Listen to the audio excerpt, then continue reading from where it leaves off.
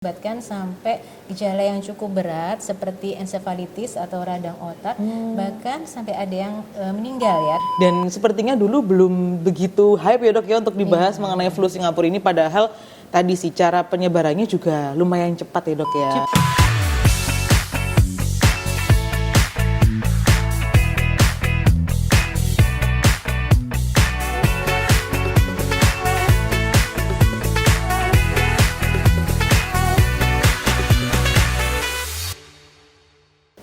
Halo sahabat sehat Rumah Sakit Wiyung Sejahtera dimanapun Anda berada, salam sehat. Nah, selamat datang di podcast perdana Rumah Sakit Wiyung Sejahtera yang hari ini kedatangan narasumber yang sangat amat spesial. Beliau adalah Dr. Anis Amiranti, spesialis anak. Dan hari ini tentunya kita akan membahas tema yang lagi hype ya dokter ya, mengenai waspada flu Singapura pada bayi dan anak dokter. Nah dokter, izin dokter, bisa nggak dokter dijelaskan mengenai apa itu flu Singapura dokter? Ya.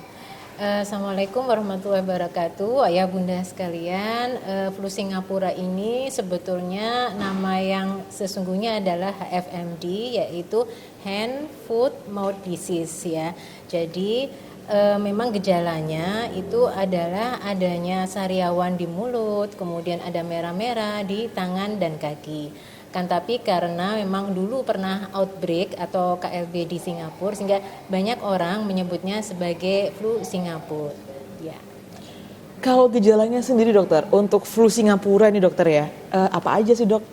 Ya, jadi karena sariawan yang cukup banyak di daerah mulut ini menyebabkan nyeri telan pada anak-anak sehingga sangat mengganggu sekali, terutama dia menjadi tidak mau makan dan minum sehingga berpotensi untuk dehidrasi. Kemudian ruam merah-merah di tangan dan kaki juga sangat nyeri Mbak, jadi sangat membuat anak biasanya jadi rewel seperti itu ya.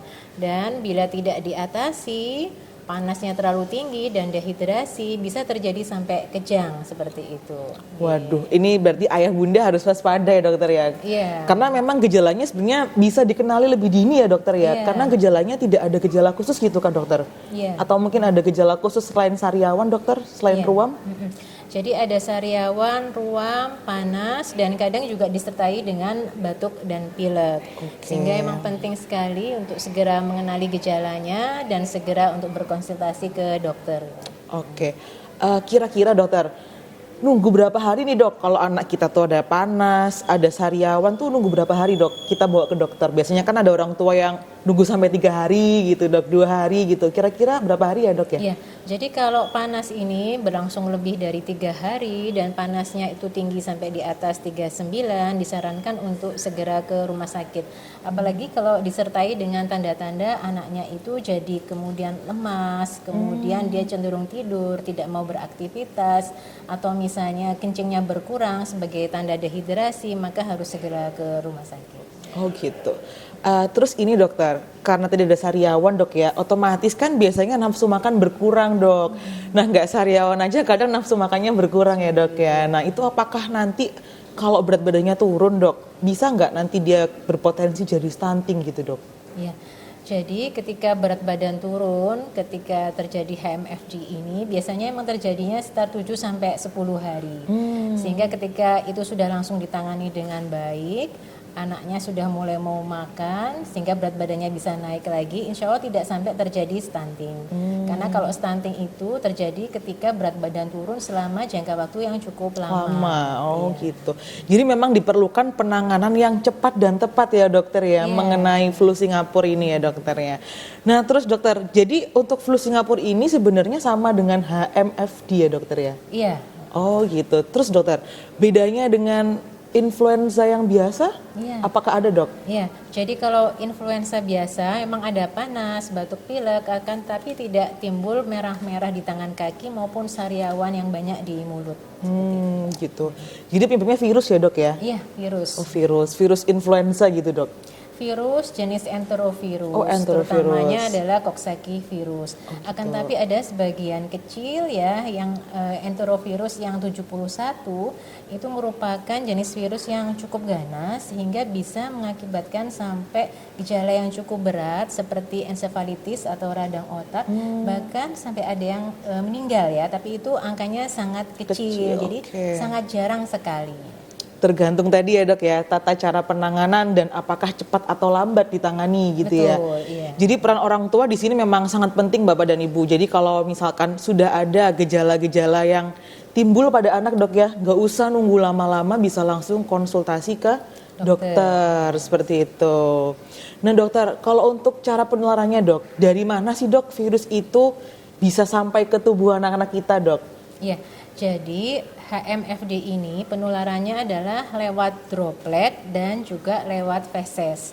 Lewat droplet ini misalnya pada anak yang terinfeksi yang sedang bersin atau sedang batuk, sehingga menularkan pada anak sekitarnya. Dan dropletnya nih misalnya kalau menempel pada benda-benda sekelilingnya dan benda-benda tadi tersentuh oleh anak-anak yang lain, maka anak-anak yang lain pun juga mudah sekali cepat tertular.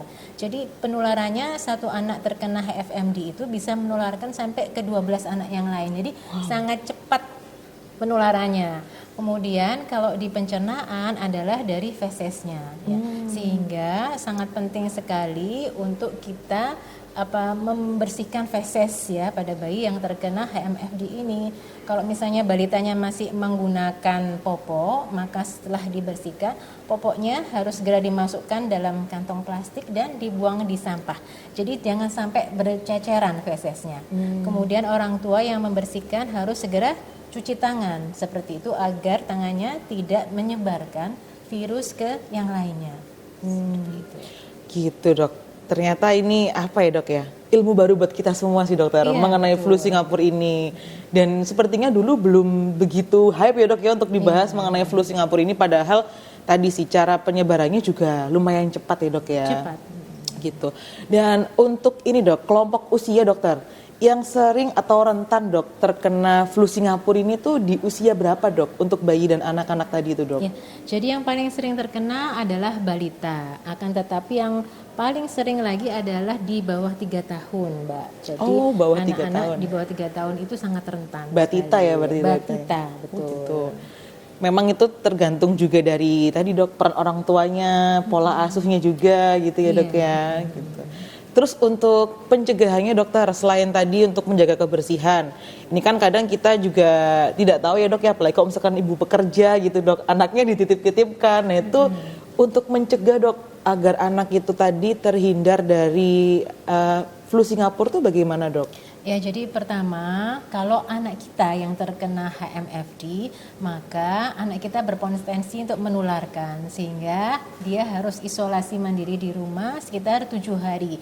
Jadi jangan masuk sekolah dulu, jangan masuk ke daycare dulu ya. Kemudian yang kedua adalah anak-anak harus kita ajarkan untuk sering mencuci tangan, apalagi ketika menyentuh barang-barang yang umum, misalnya dia di daycare, atau misalnya dia habis main di playground seperti itu. Dan juga pola hidup yang baik, misalnya dengan tidur yang cukup, makan yang bergizi seperti itu. Dan juga tadi pencegahannya agar kita memanage masalah feses tadi ya, ketika misalnya anak kita habis buang air besar harus kita langsung bersihkan, dan juga harus kita masukkan ke tempat sampah diapersnya seperti itu, Mbak. Gitu.